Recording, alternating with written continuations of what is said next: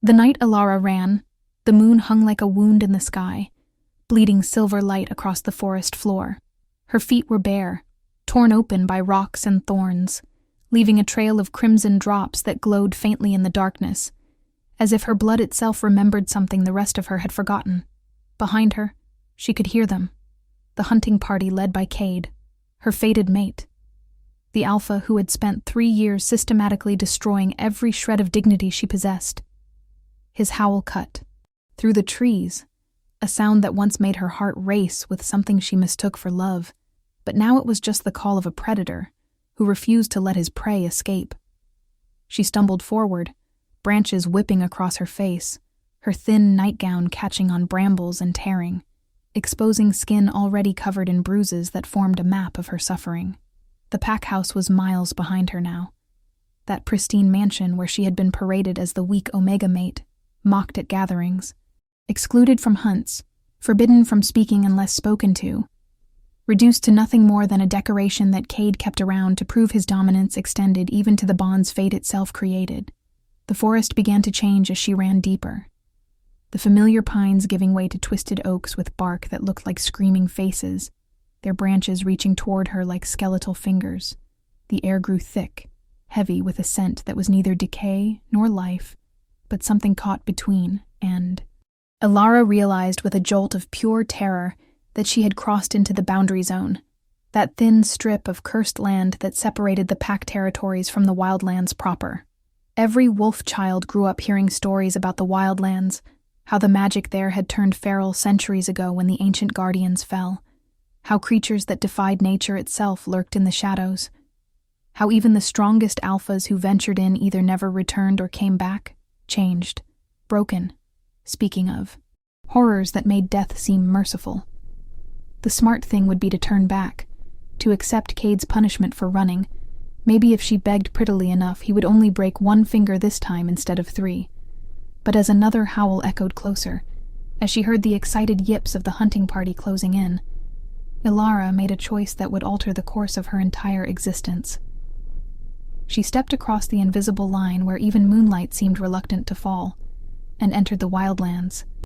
Alone. The transformation was immediate and terrifying. The sounds of pursuit cut off as if someone had thrown a switch, replaced by a silence so complete it pressed against her eardrums like water. The trees here were massive, their trunks wider than houses, their roots writhing across the ground like serpents frozen mid-strike. Bioluminescent fungi grew in patches that pulsed with sickly green light, and the fog that rolled between the trees moved against the wind, purposeful and hungry. Aara's wolf, that inner presence that should have been her constant companion, had gone completely silent, cowering in the furthest corner of her mind, and she realized she was truly alone in a way she had never experienced before. Her feet continued to bleed, each step leaving prints that steamed in the cold air, and she noticed with growing alarm that the blood was not just red anymore, but shot through with threads of silver that seemed to glow from within.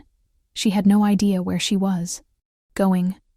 No plan beyond pure survival instinct, just the desperate animal need to put distance between herself and the male who had turned the concept of fated mates into a nightmare.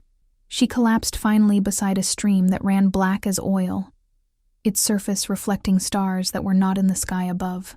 Her body was shutting down, blood loss and exhaustion, and 3 years of systematic starvation for not being the strong alpha female Cade had wanted finally taking their toll. As her vision began to fade, she saw something moving in the water.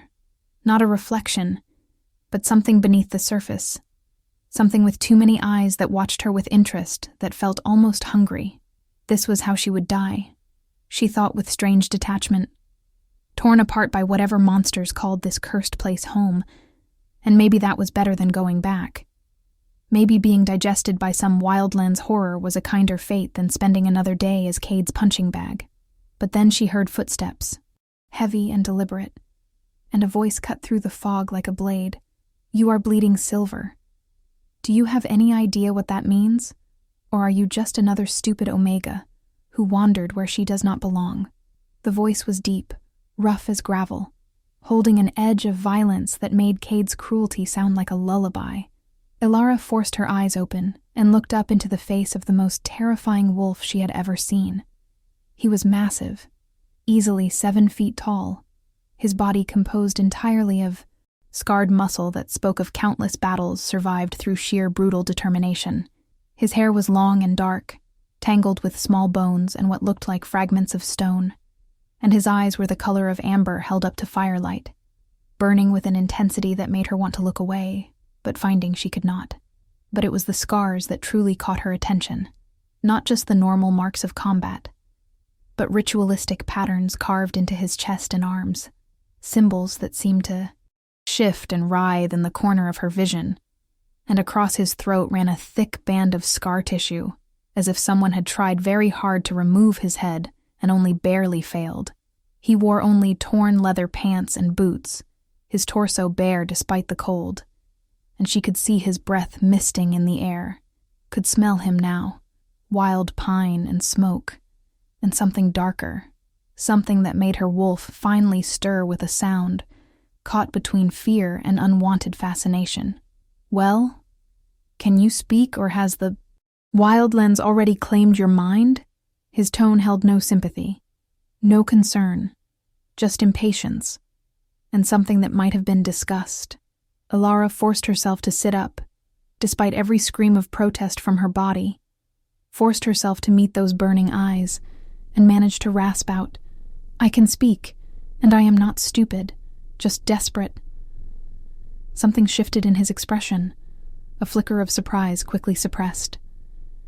He crouched down, still looming over her, and studied her face with an intensity that felt like being dissected. Desperate enough to cross into the Wildlands barefoot and bleeding. Desperate enough to leave a trail that every corrupted creature within 5 miles can follow. Desperate enough to activate a bloodline that has been dormant for 3 centuries without even knowing what you have done. He reached out suddenly and grabbed her wrist, his hand completely engulfing her arm, his touch burning hot against her frozen skin, and he held her bleeding palm up to the starlight. The silver threads in her blood were glowing brighter now, spreading up her veins like liquid moonlight, and where they spread, the pain began to fade, replaced by a tingling warmth that felt almost alive. "You are no ordinary Omega. The Wildlands recognize you. They are trying to claim you, to remake you into what you were always meant to be, and you have no idea how dangerous that is." He released her wrist and stood, looking down at her with an expression caught between annoyance and calculation. "I should leave you here. Should let the corruption take you or the creatures eat you, because anyone fleeing into the Wildlands is running from something, and I have no interest in inheriting someone else's problems. But if I leave you, that silver blood will draw every nightmare in the Wildlands directly to my territory. And I have worked too hard to keep this section stable, to let some ignorant Omega destroy it." Before Aara could respond, before she could even process what he was saying, he bent and scooped her up as if she weighed nothing, throwing her over his shoulder with all the ceremony of picking up a sack of grain. She was too weak to fight, too exhausted to do more than hang limply as he began walking deeper into the Wildlands, moving with confidence through terrain that shifted and changed with each step. "What are you doing?" she managed to gasp out. "Taking you somewhere you will not die immediately," he replied without looking back, "though I make no promises about what happens after that. If you are going to transform into one of the ancient bloodlines, you will do it where I can contain the damage, and then we will see if you are worth the trouble of keeping alive, or if I should just cut your throat and burn the body before you become another corrupted horror in a place already full of them." It should have terrified her, that casual discussion of her murder, but Aara found herself almost laughing, because somehow being threatened by this scarred stranger in the cursed Wildlands felt more honest than 3 years of Cade's false concern and public humiliation. At least this wolf was not pretending to care. At least he was not draping cruelty in the language of love. If you are enjoying this story, please like and subscribe. Drop a comment below, telling us what you think will happen next. Will Aara survive her transformation? And who is this mysterious scarred wolf? Stay with us. The shelter he took her to was not a house, but a cave system carved into the side of a massive cliff that rose from the Wildlands floor like a broken tooth. Bioluminescent crystals grew from the walls, providing a soft blue light that revealed a space that was surprisingly organized, weapons hanging in neat rows, dried herbs bundled and hanging from the ceiling, a large pile of furs in one corner that served as a bed. He set her down on a stone slab near the entrance, and she realized with a start that the stone was carved with the same symbols that marked his skin, lines that seemed to pulse with faint light in response to her proximity. "Do not move," he ordered, turning to gather supplies from deeper in the cave. Aara had no intention of moving, her body finally giving up now that she was somewhere relatively safe, or at least safer than being outside. She watched as he returned with a clay pot of water and strips of clean cloth, and to her surprise, he began cleaning her wounds with an efficiency that spoke of long practice. His touch was not gentle, but it was careful, methodical, and she found herself studying him as he worked, noting how his jaw clenched when he saw the older bruises on her arms and legs, the fingerprint-shaped marks on her throat, the evidence of systematic abuse that any wolf could read in the damage to her body. "Who was it?" he asked finally, his voice even rougher than before. "The one you ran from." Aara hesitated, then decided if she was going to die anyway, she might as well tell the truth. "My fated mate, Alpha Cade of the Silver Moon Pack. He has been hurting me for 3 years, and tonight he announced at the pack gathering that he was finally going to complete the bond, was going to bite me in front of everyone so they could all watch him claim what fate gave him. I ran instead." She watched his hands still on her ankle, saw the tendons in his forearms go rigid, as if he was restraining himself from something violent. "Your fated mate," he repeated slowly, and there was something in his tone that made her shiver. "The bond you were born to complete, and he hurt you. It was not a question. Every day," she whispered. "In every way except the one that would trigger the bond. He said I was not good enough, that fate played a cruel joke giving him such a weak Omega, but he would make the best of it, would train me to at least be useful." The pack laughed. They all just laughed. The scarred wolf was silent for a long moment, his hands resuming their work, with her wounds. But there was a new tension in his shoulders, a rage simmering just beneath his skin that made the air around him seem to heat. "My name is Thorne," he said finally. "I am the last guardian of the frontier, cursed to patrol the boundaries between your world and mine, to keep the corruption from spreading beyond the Wildlands, to kill anything that tries to cross either direction without permission. I have been doing this for 47 years, since I was 17, since my entire family line was executed for failing in our duty, and I was given a choice between death and eternal service to a cause everyone else abandoned. I have not spoken to another wolf in over a decade. I have forgotten what kindness sounds like. I have become the monster they always said the Wildlands would make me, but I want you to understand something very clearly." He looked up then, met her eyes with an intensity that stole her breath. "If your fated mate crosses into my territory looking for you, I will not simply kill him. I will make him understand every moment of pain he inflicted on you. Will make it last for days. Will make him beg for death long before I grant it. That is not a promise or a threat. It is simply what will happen, because there are laws older than pack hierarchies, and one of them is that mates do not harm mates, and those who break that law forfeit all protection." Aara should have been afraid of the cold certainty in his voice, should have been disturbed by the graphic violence he described so casually.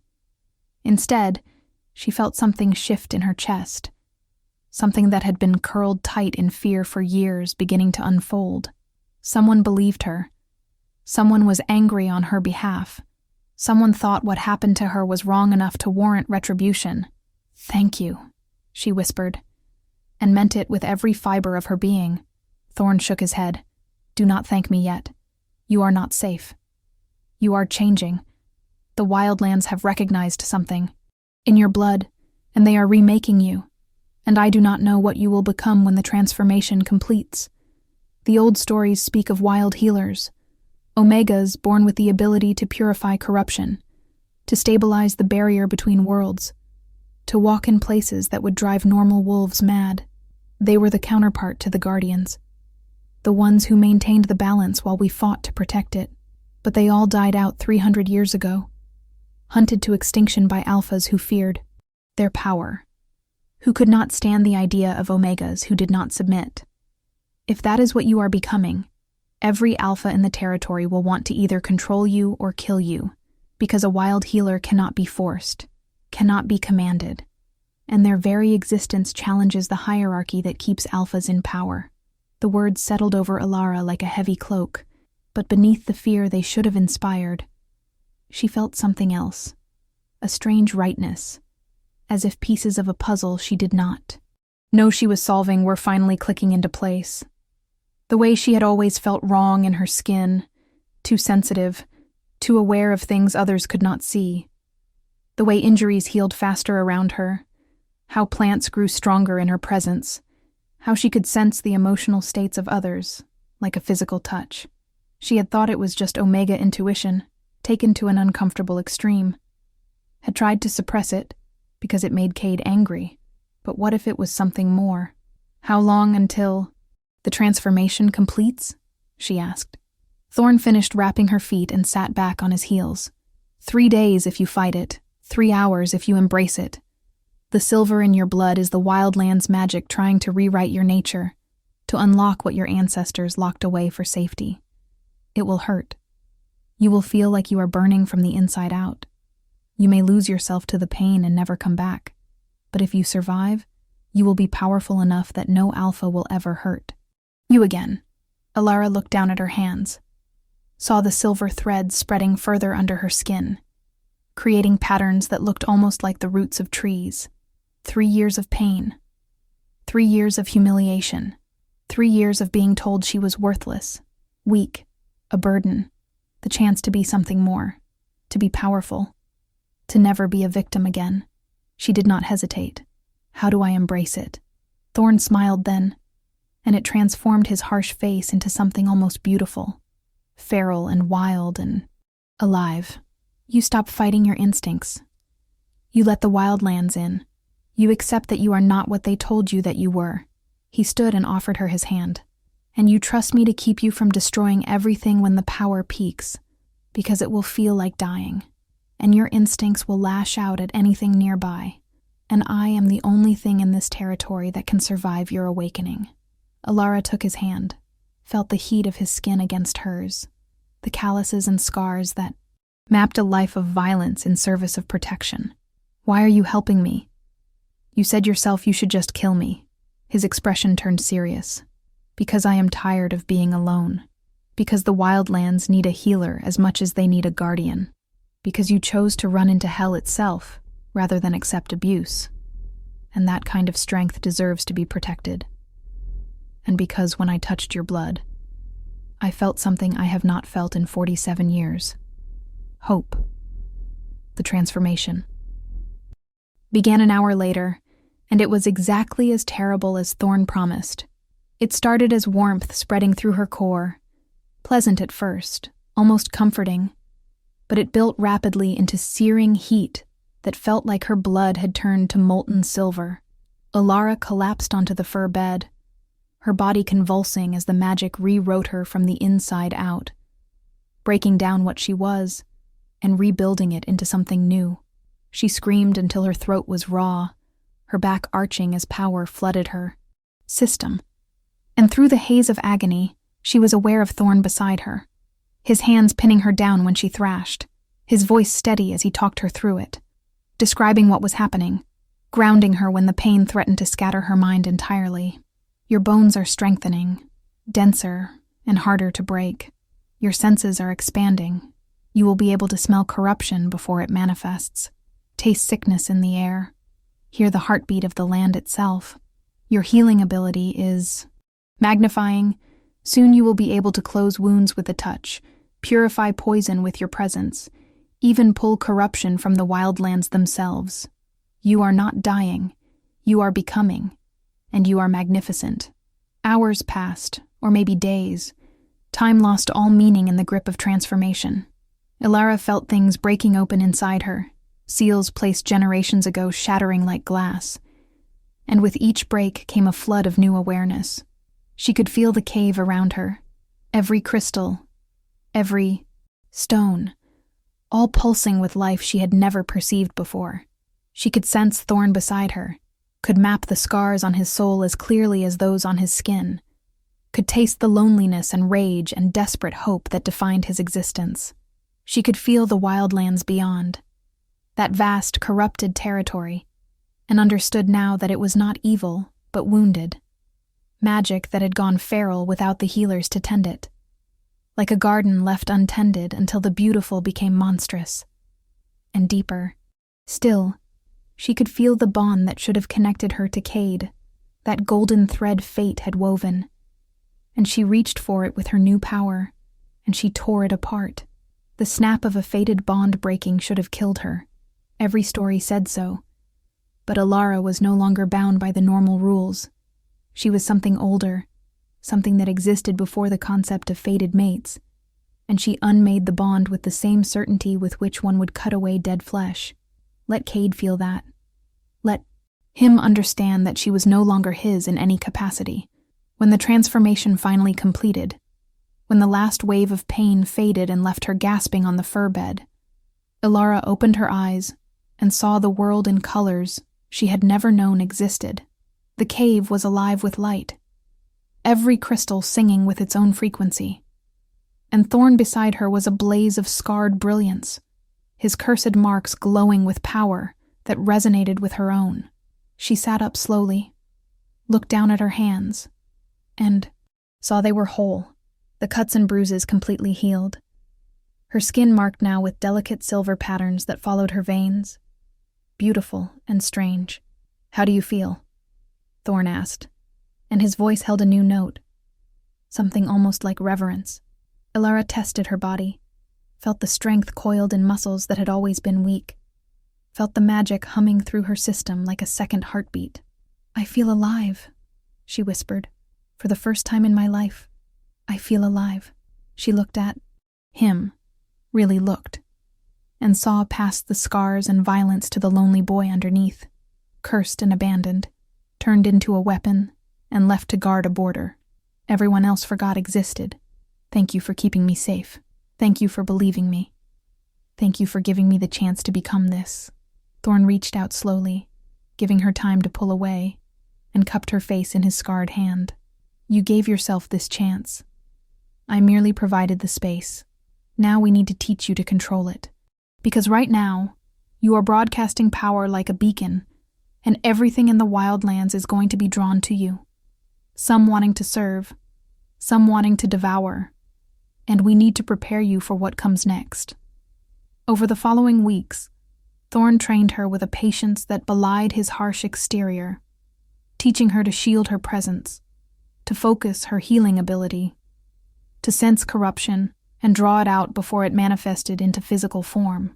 They fell into a routine, rising with the dawn, that barely penetrated the twisted canopy, spending hours in combat training, because as he said, healing means nothing if something tears your throat out before you can use it, then working on magical control as the strange twilight of the Wildlands descended. Aara discovered she had an aptitude for the work that surprised them both, her new instincts guiding her towards solutions that Thorne admitted he would never have considered, finding ways to purify corrupted zones that even the ancient healers might have envied. But it was the quiet moments that truly changed things between them. The evenings when they sat by the fire he built near the cave entrance and talked about everything and nothing. Thorne told her about his family, the proud line of guardians who had protected the frontier for generations, until one day the corruption surged and broke through, killing dozens before they contained it, and how the packs blamed them for the breach, executed his parents and siblings, and gave him the choice between death or eternal service. He spoke of the loneliness that was worse than any physical pain, decades of isolation with only corrupted creatures, and his own thoughts for company, how he had almost given up 1,000 times but kept going because someone had to, because if the Wildlands ever fully consumed the territory beyond, millions would die. And Aara found herself sharing things she had never told anyone, about her childhood as the smallest omega in the pack, how her parents had been so disappointed, how Cade's interest had seemed like a miracle, until the bond snapped into place and she realized he had only wanted her because fate gave him no choice, How he had spent 3 years punishing her for not being what he wanted, while presenting himself as the long-suffering alpha, stuck with a defective mate. It was during one of these conversations that Thorne said something that shifted everything. "You know the bond you destroyed. The fated mate connection. That is not how it was supposed to work.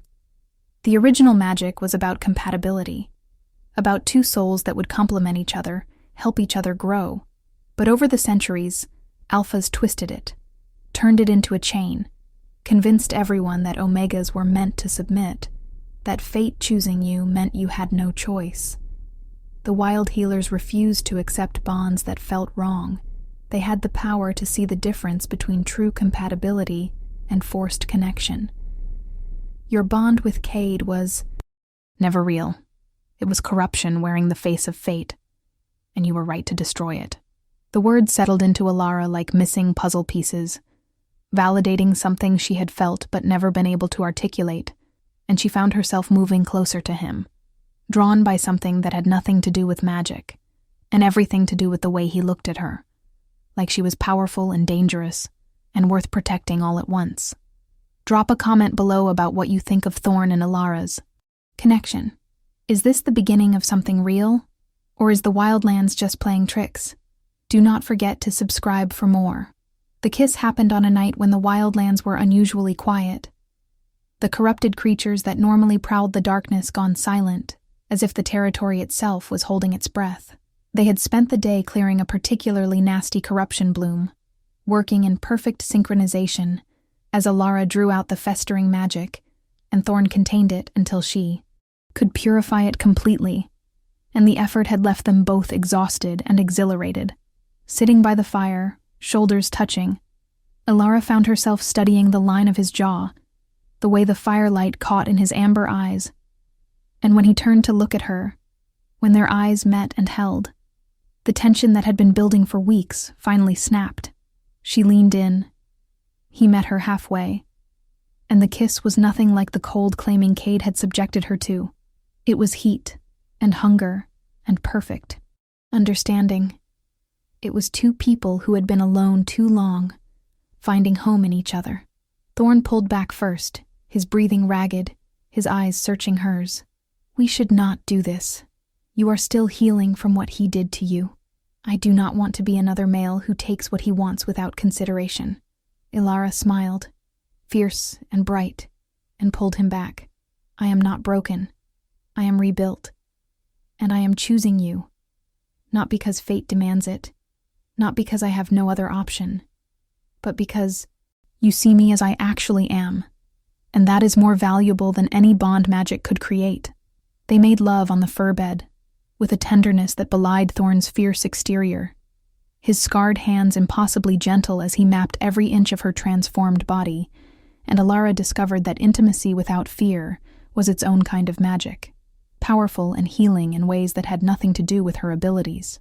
Afterward, lying tangled together as the Wildlands hummed around them, Thorne traced the silver patterns on her skin and said quietly, "I was not supposed to feel this. The curse that binds me to guardian duty was supposed to numb everything, except the need to protect and patrol. But you have made me feel again, made me remember what it is like to want something beyond mere survival. I do not know if that is blessing or curse." Aara pressed a kiss to one of the ritual scars on his chest. "Then we will figure it out together, because I am not leaving, and you are stuck with me now." It should have been their happy ending, 2 broken souls finding healing in each other, building a life in the only place that would accept them both. But the Wildlands were not finished testing them, and neither was the world they had fled. The attack came 3 weeks after her transformation, when Aara was working to purify a corruption bloom near the western edge of Thorne's territory.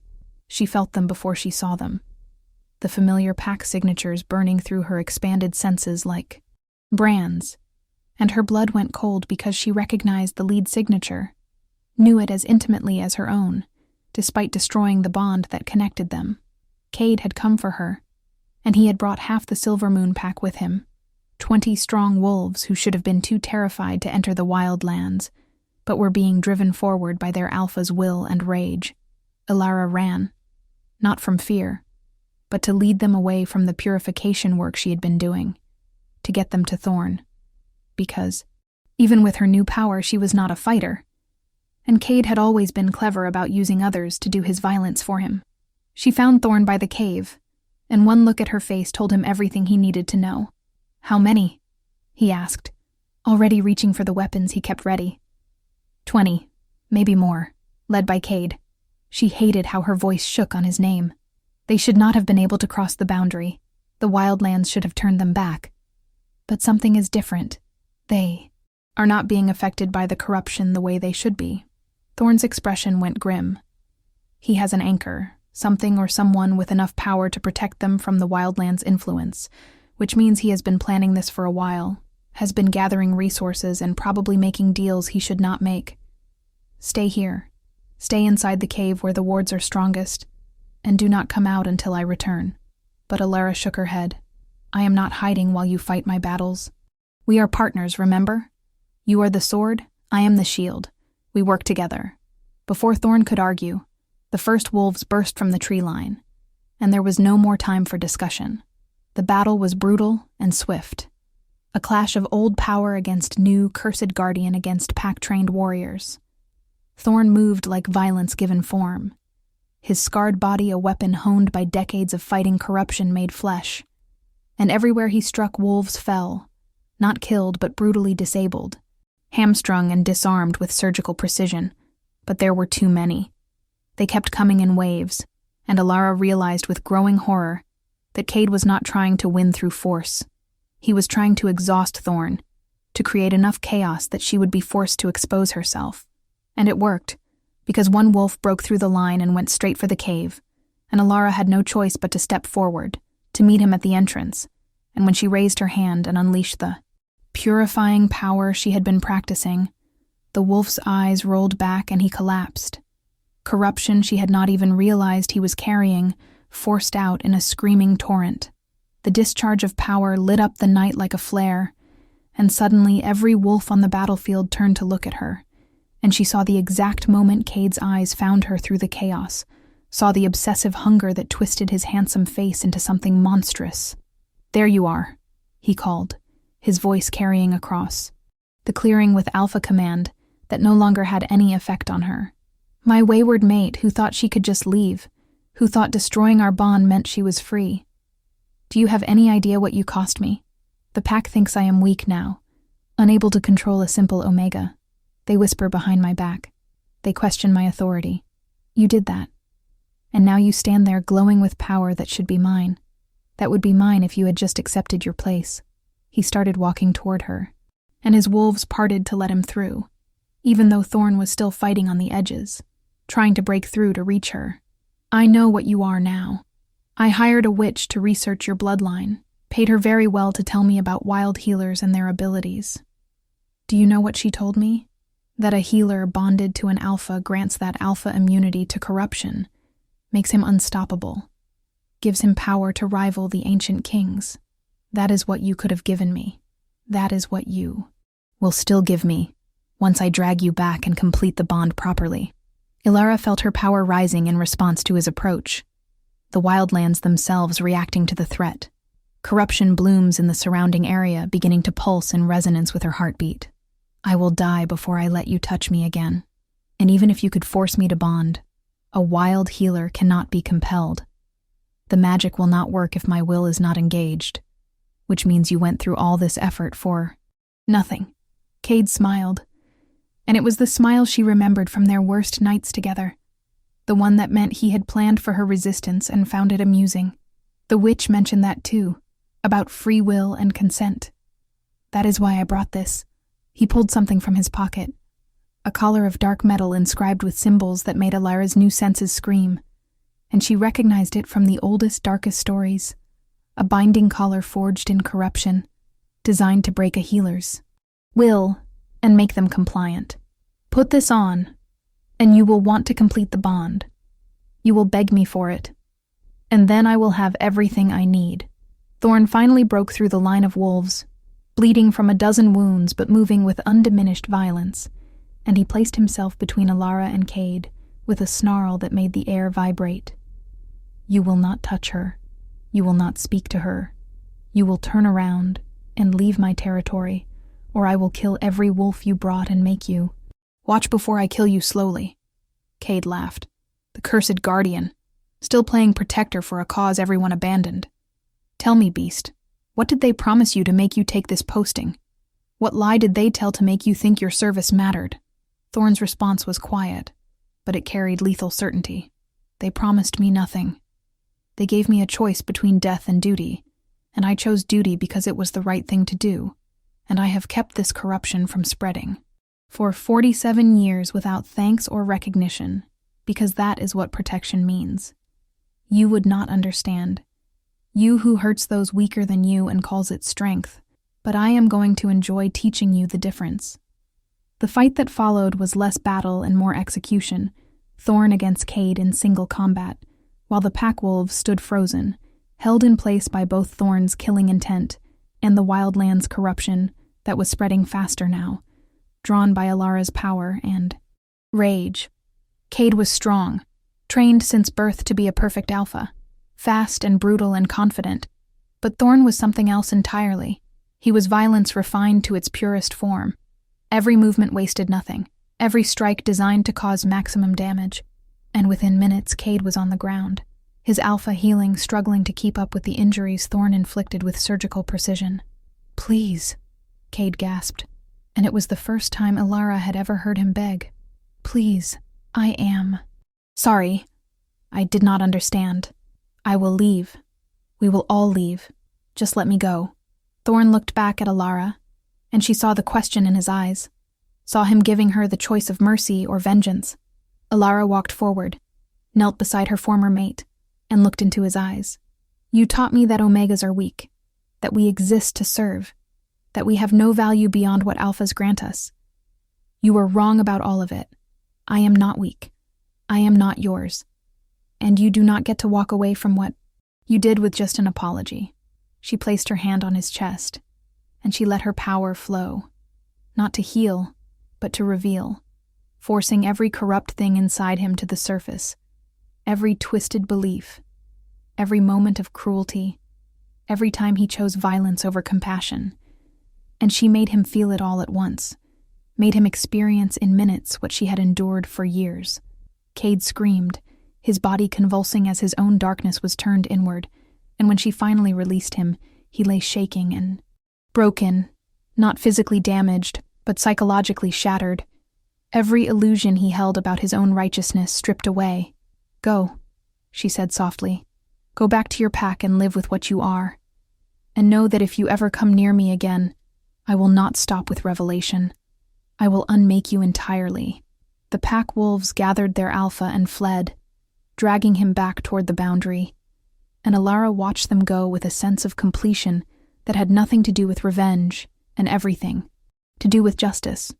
If this story is resonating with you, please hit that like button and subscribe to our channel.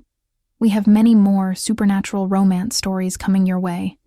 In the aftermath of the battle, as Thorne cleaned his wounds and Aara worked to contain the corruption that had spread during the fight, they did not speak much, but they did not need to. Their shared understanding had grown beyond words. That night, lying together as the Wildlands settled into their strange peace, Aara said quietly, "I need to do more than just maintain your territory. I need to start healing the Wildlands properly. Need to push back the corruption systematically. Need to do the work the old healers did before they were hunted to extinction. Will you help me?" Thorne pulled her closer, pressed a kiss to her temple. "I have been waiting 47 years for someone to ask that question. Yes, I will help you. We will heal this place together. We'll turn it from a graveyard of broken magic into something beautiful again. And maybe, when we are done, we can find the other corrupted zones, the other places where guardians are struggling alone, and we can give them what we found: partnership, purpose, hope." The work took years, slow and dangerous, pushing back corruption that had been festering for centuries. But Aara and Thorne approached it with patience born of understanding that some damage takes time to heal. They discovered other survivors in the deep wildlands, wolves who had fled pack territories for various reasons, and Aara offered them the same thing Thorne had offered her: sanctuary and the chance to become something more. Slowly, a new community formed around the cave, built on principles of mutual aid rather than hierarchy, where strength was measured in what you contributed rather than who you dominated. Thorne trained them in combat and defense. Aara taught them to sense and purify corruption, and together they created something unprecedented. Society that existed outside pack law, that welcomed anyone willing to work toward healing rather than power. News of the healer and her guardian spread, whispered stories in pack territories about the Omega, who walked where wolves feared to go, who could cure corruption with a touch and unmake alphas with a word. Some packs sent representatives seeking alliance, others sent threats demanding submission, but Aara and Thorne turned away both with equal firmness. They were not building a new pack to compete with the old. They were creating an alternative, a place where the wounded could heal and the different could belong.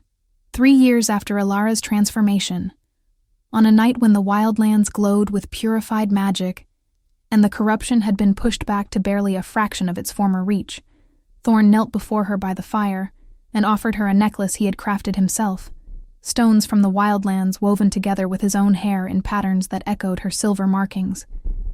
"This is not a collar or a bond or a claim," he said softly.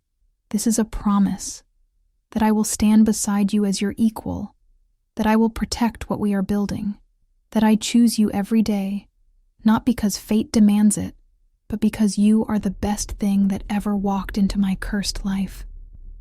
Aara took the necklace with tears streaming down her face, not from sadness, but from overwhelming joy, and she pulled him up to kiss him as their community cheered around them. "I choose you too," she whispered against his lips. "Every day, every moment, I choose you."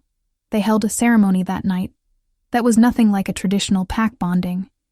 Instead, it was a celebration attended by everyone they had helped, marked not by dominance and submission, but by mutual vows of partnership and respect. And when it was done, Aara stood before her people, no longer the weak Omega who fled barefoot into darkness, but a powerful healer who had remade herself and was now remaking the world around her. And she felt complete in a way she never had before. The work continued. There were always new corruption blooms to clear, always new refugees seeking sanctuary, always new challenges as the pack struggled to adapt to the existence of a thriving community that rejected their hierarchies. But Aara and Thorne faced it all together, sword and shield, violence and healing, two broken pieces that fit together into something stronger than either could have been alone. Epilogue. 10 years after Aara crossed barefoot into the Wildlands, the territory had been completely transformed. Where corruption once festered, now gardens grew, their flowers glowing with gentle magic. Where only Thorne patrolled alone, now dozens of trained guardians and healers worked in partnership, maintaining boundaries and purifying what darkness remained. The cave had expanded into a proper settlement, houses built into the cliff face, communal spaces where people gathered to share meals and stories, a school where young wolves learned that strength came in many forms, and all of them were valuable. Aara stood at the highest point, looking out over everything they had built, one hand resting on her swollen belly where their first child grew, a daughter who would be born into a world her parents created rather than one they inherited. Thorne appeared beside her, sliding an arm around her waist, and together they watched the sun set over the Wildlands, turning the twisted trees to gold and shadow. "Do you ever regret it?" he asked quietly. "Running into the dark instead of accepting what they said your fate was?" Aara leaned into him, smiled up at the male who had helped her become everything she was meant to be. "Not once. That night I ran. I was running toward something, even though I did not know it yet. I was running toward you, toward this, toward the truth of who I was always meant to be. And I would do it again in a heartbeat." They kissed as the Wildlands hummed approval around them. 2. Souls who had found each other in the darkest place and turned it into light, and their daughter kicked in Ilara's womb as if already eager to join the story they were writing. A story of healing and hope, of choosing your own destiny, even when the universe tries to write a different ending, of love that is built rather than faded, earned through partnership and sustained through mutual respect. A love that transforms not just individuals, but entire worlds. Thank you so much for joining us on this incredible journey. If you loved this story, please like, subscribe, and share it with anyone who needs to hear about Aara and Thorne's transformation. Drop a comment telling us your favorite moment, and check out our other supernatural romance stories. Until next time, remember that sometimes the darkest paths lead to the brightest destinations, and true strength comes not from dominance, but from the courage to become who you were always meant to be.